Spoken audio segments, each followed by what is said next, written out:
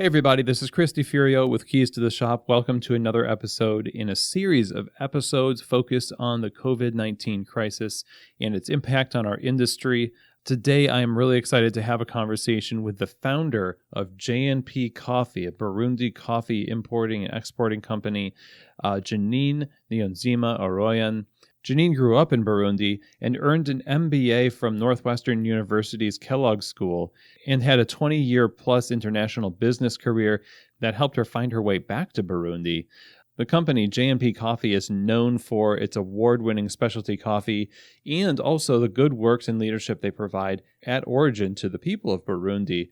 Jeanine also leads an organization called Burundi Friends, and she is really a great role model for what a Burundian woman can achieve in her country. She's a licensed Q grader and continues to advance the global specialty coffee industry. Her business model is really driven by quality coffee and is based on strong producer partnerships, sharing knowledge, promoting gender equity, and investing heavily into supporting education in financial literacy and leadership. And this is all to empower the farmers and their families, and it's really just a wonderful organization at JNP Coffee. And of course, what an honor to talk to her today and get the story of what's happening in the country of Burundi right now amidst the COVID-19 crisis. Of course, as an importer and an exporter, Jeanine is in touch with the consuming world as well as the producing world. And so our conversation is going to kind of go back and forth between those two worlds. And what I really love about this conversation is how it focuses on the resiliency of the people of Burundi and coffee farmers generally, and how they've dealt with crisis in their lives, of which they've had many more than us in the consuming world. We talk about how JNP Coffee is pivoting and planning for the future, and again, how people on the ground in Burundi are also dealing with this as they continue to grow coffee and harvest coffee and look for a home for that coffee in the broader market where a lot of things are so uncertain, of course. So this conversation is a window into that world. I hope you find it informative. And again, great to have Jeanine on the show. So without further ado, here now is the president and founder of JNP Coffee, Jeanine Niyonzima-Aroian. Well, Jeanine, welcome to Keys to the Shop. I'm excited to have you on the show and get to hear a little bit about what's kind of going on the ground in Burundi. How are you doing today? I'm doing good. Thank you for asking. Yeah. This is a crazy time for all of us, and it's uniquely complicated for folks in your position that are kind of bridging the gap between the producer and consumers as an importer of Burundi coffees through JNP Coffee. Just to start off, I think it would be good to kind of briefly tell us a little bit about what you do with JNP Coffee, and then we'll kind of talk a little bit about how things are being impacted in Burundi through this crisis. So what goes on there at JNP Coffee? So, first of all, JNP Coffee is a producer and exporter as well as importer of specialty coffee from Burundi, where I'm from, where our really focus is about partnering with farmers in Burundi and be able to make a difference through coffee and in my own country of birth, which is Burundi. So the coronavirus is a global pandemic right now, which we have been feeling so much in the U.S. It's also slowly, getting into the African continent, and even in places like Burundi, we've already had 3 cases of last week and 1 death that we know of, and we for sure know there is more going on with the crisis, and there's also with a virus in Burundi, although they might not very well know because there is no much testing availability that exists in the country. But on the other hand, one of the things that's exciting that's happening right now, the harvest has started in Burundi. It is right at the beginning of the harvest. Looks like we're going to have a great harvest this year compared to what we had last year. As you probably know, the harvest is very cyclical when it comes to coffee. So one year you might have more coffee, another year you might have less. This year, likely it's looking like they're going to have a good harvest. So the farmers are very excited themselves in terms of the harvest starting and also looking good. But on the other side, they're also quite nervous about what does that all mean, because, they are hearing from the world and what's, the crisis that's had been impacting everybody. And on our end, we are doing everything that we can as well to try to inform the farmers and try to put in place some measures that would help them to prevent, getting contaminated, which I don't know if I actually might be aware of, but I'm also the founder of a nonprofit called Burundi Friends International that does a lot of work in Burundi with farmers as well as youth. And they have already implemented programs in place to start teaching the farmers, the social distancing, which is something that's very much of a foreign concept in place like Burundi, and also the washing hands and all the time. That's great. So the general mood is kind of a tension between excitement and uncertainty. Like as things improve to, crop improves and everything else, it's kind of seems like a bittersweet thing to have this happen at the same time because the channels for distribution are drying up. All the places that would normally just be looking for something unique to add to their lineup are just trying to get through the stock that they have, and they're not wanting to put a lot of money down on coffees that they're not sure they can move. What have your conversations been like between people that you supply with Burundi Coffee? Yeah. So it's very interesting. I think that luckily for us, with people that we supply our coffee, because we tend to focus on high-end specialty coffee, single origin. On that side, actually, people who have the e-commerce that has been established before the crisis happen seem to be doing, quite well. So on that end, so the fact that we also, have, good quality coffee, I think, that part seemed to be helping, quite significantly. I've actually, reached out to some folks that we already supply our coffee, and they say, surprisingly, our sale has actually been, the highest, even higher than what we have during the holiday season, which is very exciting. But they also expressed the concern that we still don't know what the future holds. So those are doing well. That is to say, who already have like a space, like an e-commerce space that was very strong, and the fact that the coffee is already tasteful and of a high quality, they seem not to have any problem being able to move the coffee.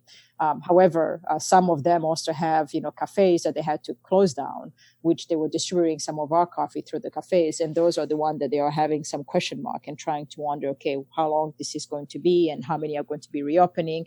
So as much as there is some excitement in terms of some of them having success, with our high quality coffee, some have some uncertainty as that what that means, in terms of like what the future looks like. Because, for us, really, this is the beginning of a new harvest. So when it's the beginning of the new harvest, there is no commitment at this level yet, but yet the discussion is in place and the planning that are in place. And I think as this lockdown still goes on, there's still a bit of uncertainty as well as, to our clients is what this is going to mean, for them at the end of this crisis.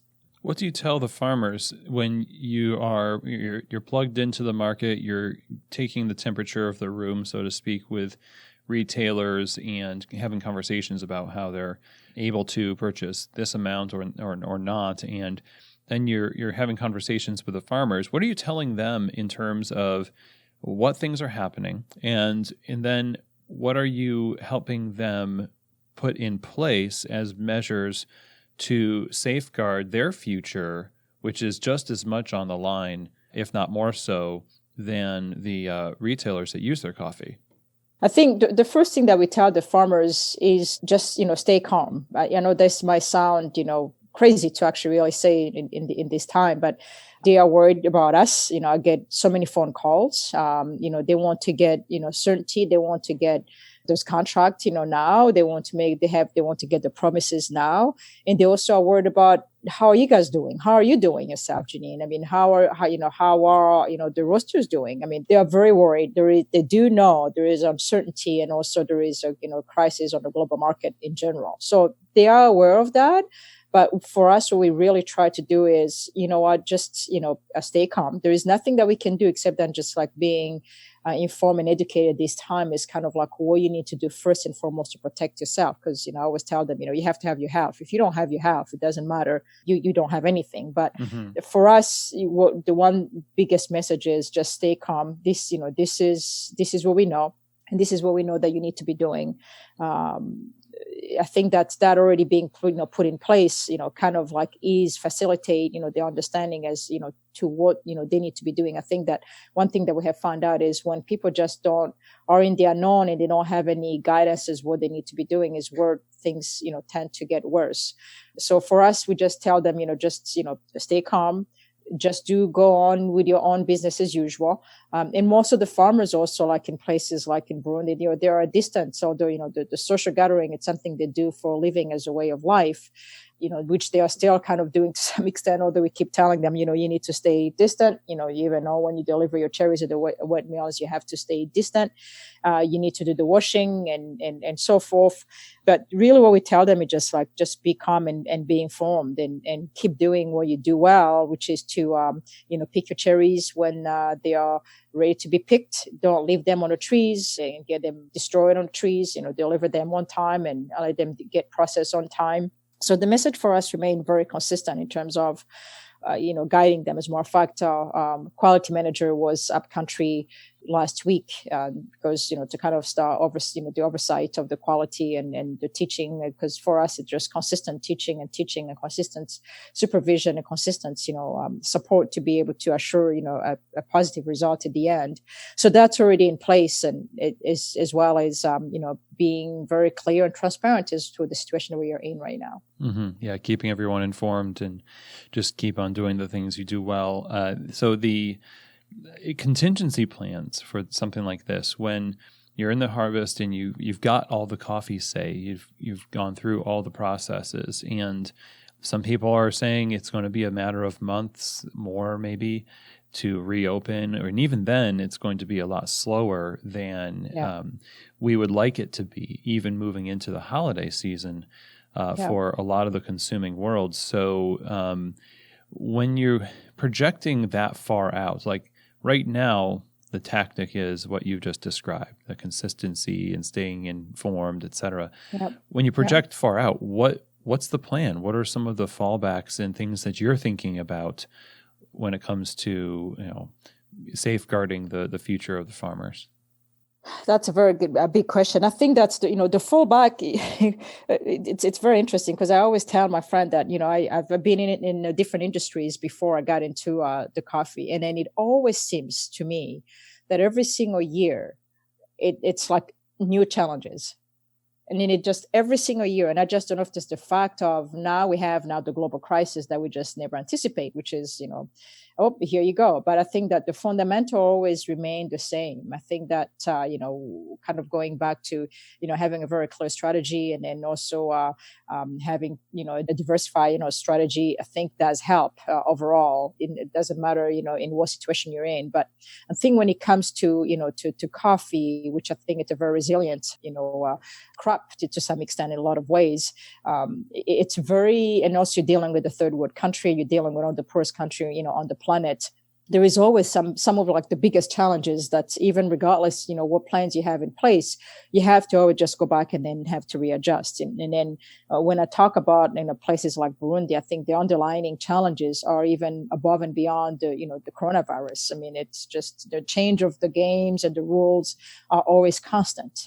Right now we have some, new rules that have been implemented that the farmers are even telling us, we don't even know how we're going to be trading coffee now this year because of all the new rules are being implemented.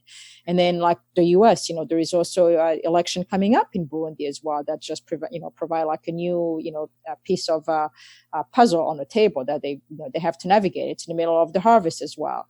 So, but I think in terms of like contingent plan, really what I always try to tell the farmers is, we work very hard with our roasters and our importers as well of our specialty coffee and also, what I call the nut, certainly microlite, because I think as we move into this new era, we have to kind of look at different things. I don't think that we have to be very stringent in terms of, expecting that only the high-end coffee is only going to be the only one that's going to move. And I tell my client all the time about this, which is not always easy for them. But I think this is the time where, as I've always done for us, we have to protect the farmers as much as possible. You can't just, tell them that I'm only going to be buying just your high-end coffee. We also have to be able to also be open to look at other things they're also producing. So that's, to me, in terms of really the contingent plan is just like trying to listen, it's to what, the market is going to be driving with this new change, with this new life that we are getting into. And then what does that mean? Does that mean that if the cafes are not there tomorrow, or is the e-commerce in place for most of our clients? And then where are the coffee also moving into? Where are the platform the coffee is also being moved into, which I think we have heard places like, the grocery stores are also becoming a place of people, go to look for coffees, and because now people are more consuming coffees at home. So I think we all have to be in touch as to what the changes are happening, and also how we adjust, to those new demands. That's what I will call is a contingent plan. Just like you always have to be ready and always be flexible enough to be able to adjust to remain successful. And I think at the end of the day, what I tell everybody is, our farmers are the basics of everything that we do. If those farmers are not maintained, they are not supported, they are not taken care of, we won't have coffee tomorrow. So at JNP Coffee, that's one thing that we're really trying to maintain as a focus, and as in all the thing that we do. Our farmers are the center of everything that we do. So in whatever ways that we can support them, that's what really drive us in everything decision that we make in our purchasing and our trading as well. I love that you brought up that the challenges on the ground normally before the crisis are things that in a lot of ways are harder than this. And, especially for a country like Burundi, it seems like farmers in general deal with existential crisis way more often. And it's just a regular mode of operation. We're just in the price, and still are in price crisis. Before this happened, and before that, it's always been a pretty hand-to-mouth existence. And so, it is worth bringing that up, because I think we have maybe just experienced in retail what farmers go through all the time. Yep. And it's, I kind of laugh at this, because I even, I tell my mom still, live in Burundi and still goes to church every Sunday, regardless of how much all of us, scream and tell her, please stay away. Although she promised to us that, first of all, she said, I'm washing my hands. We wash our hands before we get into, church. But not only that, but this is very funny. She said, Corona won't kill me. And it's funny, because it's not only her. I think it's everybody in Burundi. When I talk to them, they say, Jeanine, they say, we've had, bigger things come through here.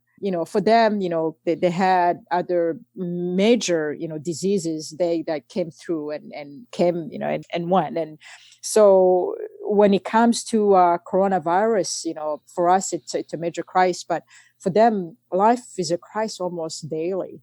Mm-hmm. For them, most of the farmers in Burundi, they just know today, and they don't always know tomorrow, which is why we are doing so many different other things as well in Burundi, like this financial literacy program we've actually introduced in Burundi to try to teach the farmers, hey, you can save, and then it can be a guarantee of a future tomorrow.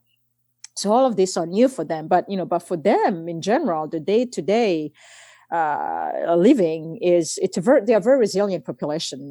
They are used to having major things, happening to them and come and go. I mean, Burundi went through genocide, like Rwanda, they had, major illnesses and disease that come through, and they seem to kind of like have, maybe a bit better resistance, than most of us, but they are very resilient, and I think they're more accepting, better than we are. So I think when you don't have tomorrow, sometimes I think when you're trying to live today, life seems to be much better, because you're not so worried about what tomorrow holds, per se. Okay. But for us, really, what we try to do, so for them, this is nothing. They don't get so excited about this, and they know it's actually the most very fortunate part that we have also seen is because of other underlying conditions that most of people that live in Africa might have. This coronavirus has not been affecting them as much as it is affecting, people in the first world. So I think that's is somewhat, a little bit of a blessing. It's there, but not affecting them at the same level.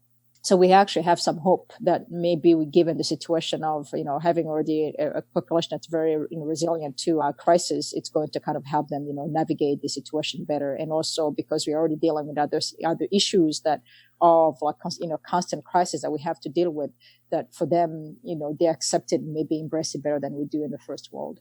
It's interesting to me to think that example that you just shared is something that we could look to be a bit of a case study in terms of what does produce resiliency in an industry that our industry in particular, like the industry of retail coffee, is not really experienced things like that to the degree that they have. And yet from your testimony of how it's impacted them, people develop a resiliency when they're frequently going through these types of things. And there's a lot of people who are optimistic about what this crisis is going to produce in the coffee industry, at least in retail.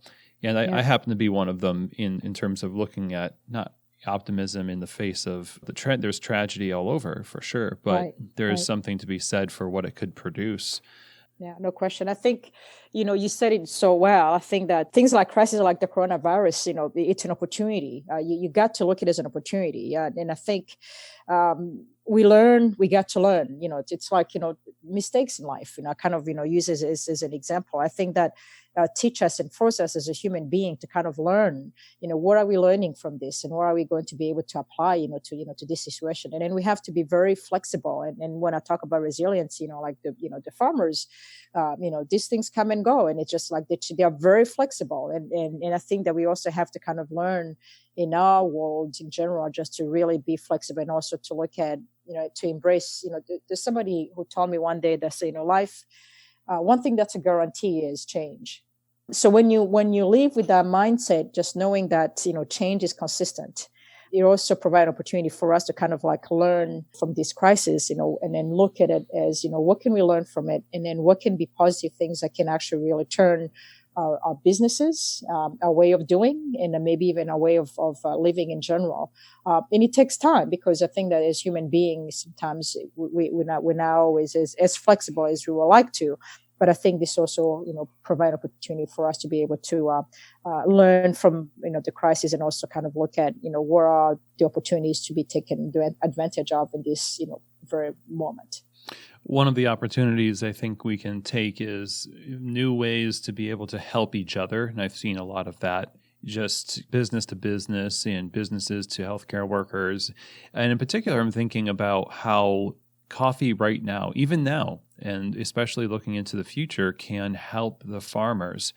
And you mentioned the idea of not just only selecting the top tier coffees only, and going for things that are a little bit more, they're still specialty, still taste great, but also that coffee needs to be moved. And I see that as one way. What else, and maybe talk about that a little bit more, but also what else can the consuming world do to really help farmers in this crisis and into the future as we see the ramifications that this is going to have? I think, the fundamental things that really, help the farmers, if you want to think that way, is, what are we doing that are sustainable? And I think I always kind of go back to, to that place, because, for the farmers, this is an opportunity on all spectrum of this supply chain that I looked at, the farmers and barista. And I think, like in our case, for example, which is something that our focus has always been, on the farmers. And that's something that we're also doing ourselves is, what can we look at? How can we help, the barista, for example, who are losing the jobs right now because of the closing of the cafes. And so we embrace, the virtual tip, jar as well. And we have actually been providing some, discount to anyone who wants to buy some coffee, from us during this, period of time. The percentage of the sale goes to any barista or cafes or individual, through the virtual, tip jar. But at the same token, on the other end of the supply chain, like you just mentioned, farmers, we can't just be putting on the pressure about telling them we're only going to be buying the high, 85, 86, 87, 88 coffee. One of the things we actually, for us, we face, which is very interesting, we actually have a container that just arrived in Continental that's, an 84 coffee that nobody was really interested in, but because we have to take care of our farmers, because they turn around and say, listen, we produce this coffee too. What are we going to do with it? So we just say, okay, just bring it in. We're going to figure out what we are going to do with this. So, and I think it goes as well, that message to the consumer. They also have to know that there are some, delicious coffee that don't necessarily have to be super high quality coffee. They are very delicious and are produced by these farmers, that we need to start being more flexible in terms of also being open to look into those coffees as well, because they have a purpose and they also have a place. I always actually tell everybody it's every coffee has a place, but even more so now than ever. For us to be able to, support the farmers, is to kind of look at where is the different portfolio of the different coffees that they have, and then just don't be very narrow selective and just getting the best, but also be able to, to support them, throughout. And when I say, supporting them all throughout, doesn't mean only just buying all the coffees, also looking at, hey, what else can we be doing now? What else can we, like in our case, with JNP Coffee, we also partner with other groups to do things like the financial literacy program. We are looking at other projects that we may be able to do, water cleaning projects and the such. So it can't stop at just one thing. If you really want to, be a holistic, consumer, you have to look at, those companies who are really doing a difference, not only just, providing you the finest cup of coffee, but also are doing things that can sustain the farmers, because we not only need to sustain the farmers, we also need to sustain our, cafes and our roasters on this other end. So, do buy from people you used to buy from, and try to find a way in which they are trying to go to market and follow them and support them, support your local business and support your local farmers as well back in origin. Yeah, couldn't agree more. And, when consumers are looking for great coffee, we've taught consumers so much to rely on us to tell them what good coffee is. And so much of it really falls on our shoulders to market coffee well, and not just be excited about the stuff that has that very specific grapefruit note, but just make a effort to celebrate all the coffees that you've got on your roster. And like you said, every coffee has a home, and that home could be in the home of a ton of your customers. And it's interesting because so many of our customers like coffees sometimes that we just don't like. And we don't like to think of that too much. We don't like to celebrate that. But it seems like now is a time to start really marketing and celebrating that. And I think also as we go through this crisis, I always tell people, I think that the most vulnerable ones are the ones who get hurt the most. And in places like Burundi, which is the poorest country on the planet, they are even going to be hurt the most. So if there is anything that the consumers everywhere they are around the world can also think about that, think about those farmers, and think about how you can buy that coffee that maybe might have not heard about, or if you already know about it, people who do know about Burundi coffee, they know how delicious and great it is. So please, do also think about those who are the most vulnerable ones, and how you can also be able at service at them, as well as we are being at service at each of us here in the first world. Well said. Jeanine, I really appreciate you taking the time to talk to us about all of this. It's been illuminating for sure.